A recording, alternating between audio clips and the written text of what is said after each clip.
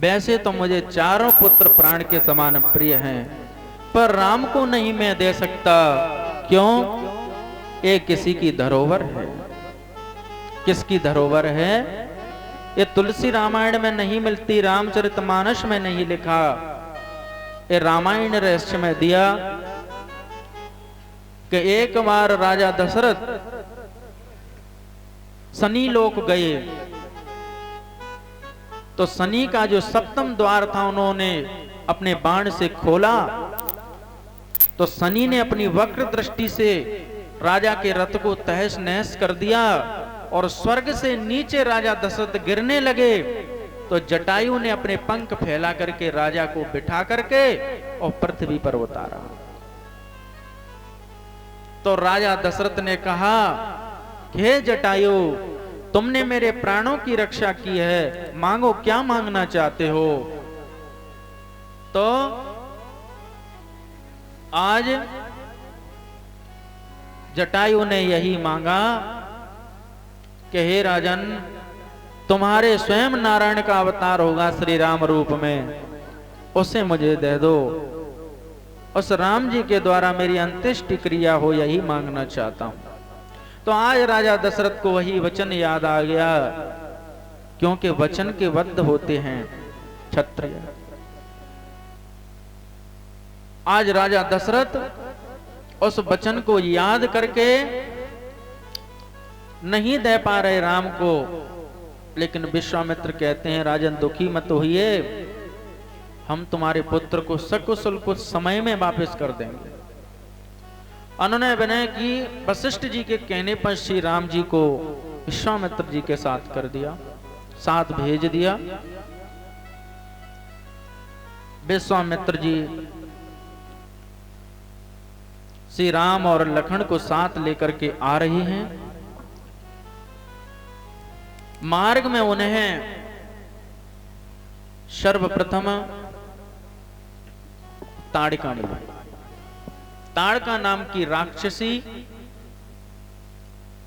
अच्छा, राम और कृष्ण अवतार में सबसे पहले भगवान को स्त्री का ही वध करना पड़ा है। ध्यान दीजिए, भगवान श्री कृष्ण का अवतार हुआ तो सबसे पहले किसको मारा? पूतना को। और राम जी सबसे पहले विश्वामित्र के साथ आए तो सबसे पहले किसको मारा? ताड़का को।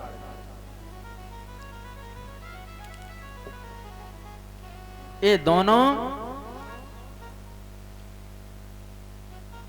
पाप की मूल हैं, राक्षसी हैं। ये पूर्व जन्म में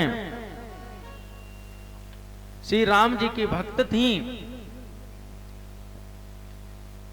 जो पूतना थी वो तो राजा बलि की बहन थी। वामन रूप में भगवान को देखा तो बोले ऐसा बालक मेरा होता, और बलि का सब कुछ छीन लिया। तो उसी बलि की बहन ने ये सोच लिया कि यदि ऐसा मेरा बालक होता तो, लेकिन अब इसने ऐसा काम किया कि होता तो इसे जहर दे करके मार देती।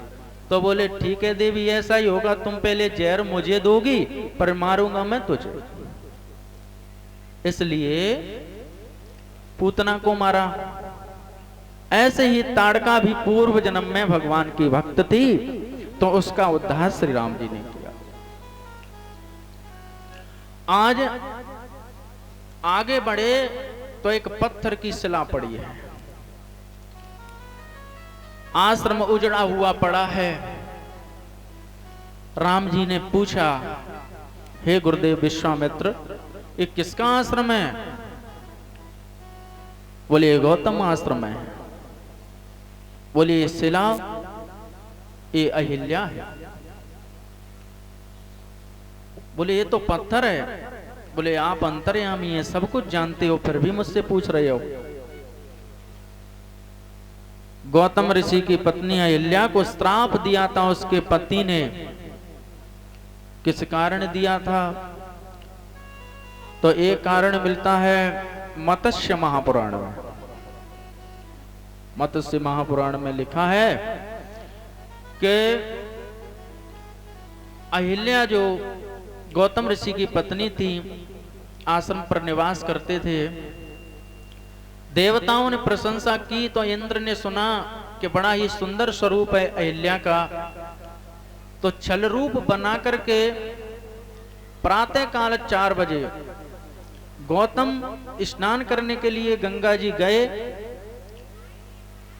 चंद्रमा ने पक्षी बनकर के आवाज दी, रात्रि अर्धरात्रि में, तो गौतम जी ने सोचा कि सुबह हो गई, तो वो रात्रि में ही स्नान करने के लिए चले गए।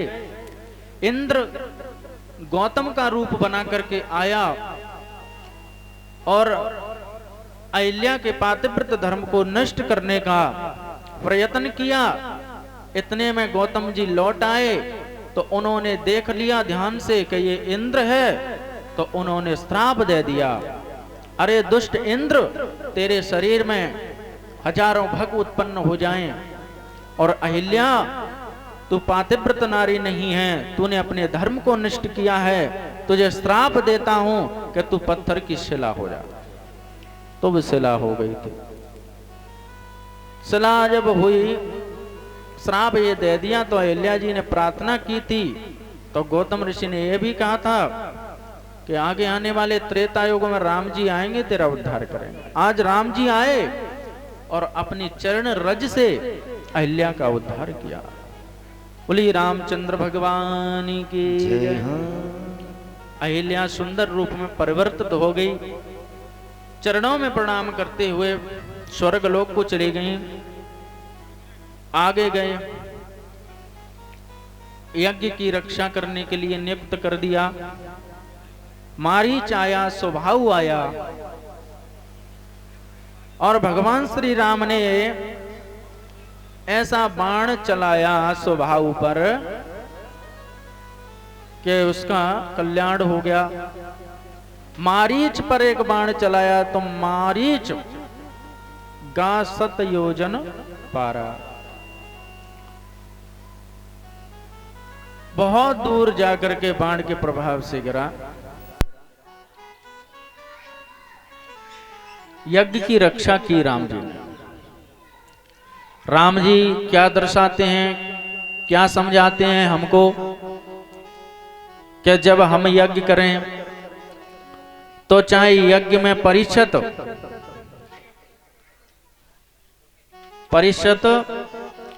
श्री महेंद्र सिंह ही क्यों ना हो, लेकिन पूरे गांव को सहयोग करना चाहिए, रक्षा करनी चाहिए।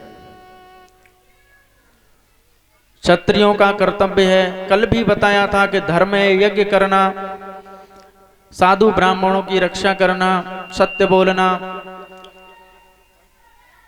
तो क्षत्रियों को अपना कर्तव्य करना चाहिए कि नहीं? और जो अपना कर्तव्य नहीं करता वो क्षत्रिय कहलाने योग्य नहीं है। आदरणीय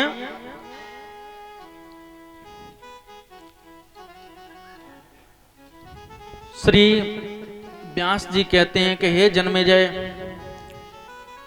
राजन क्षत्रियों का ये धर्म है कि सदा से वो यज्ञ की रक्षा करते आए हैं और सदैव करते रहेंगे।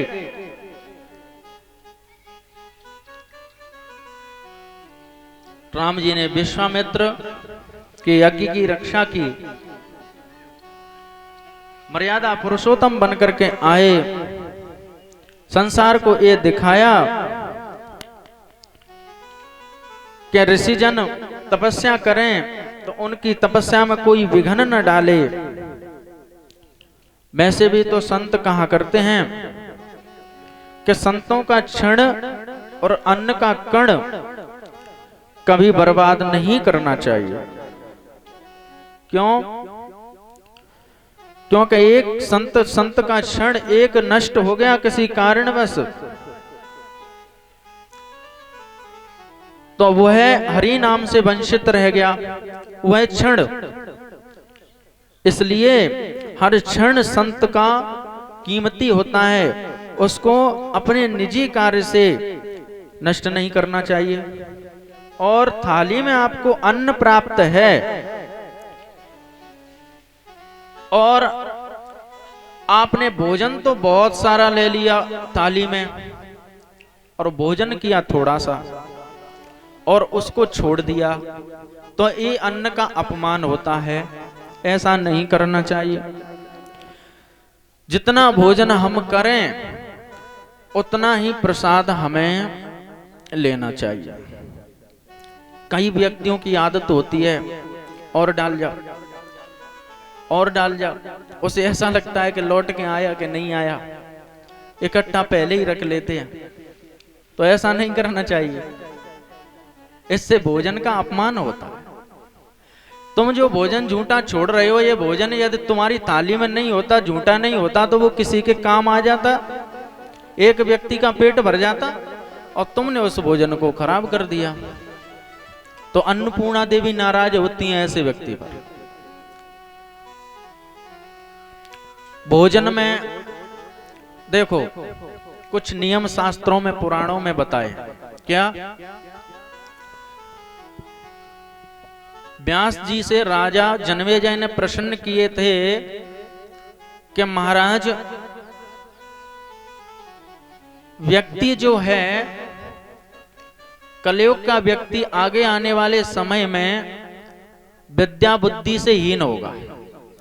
भगवान की कथा में उसकी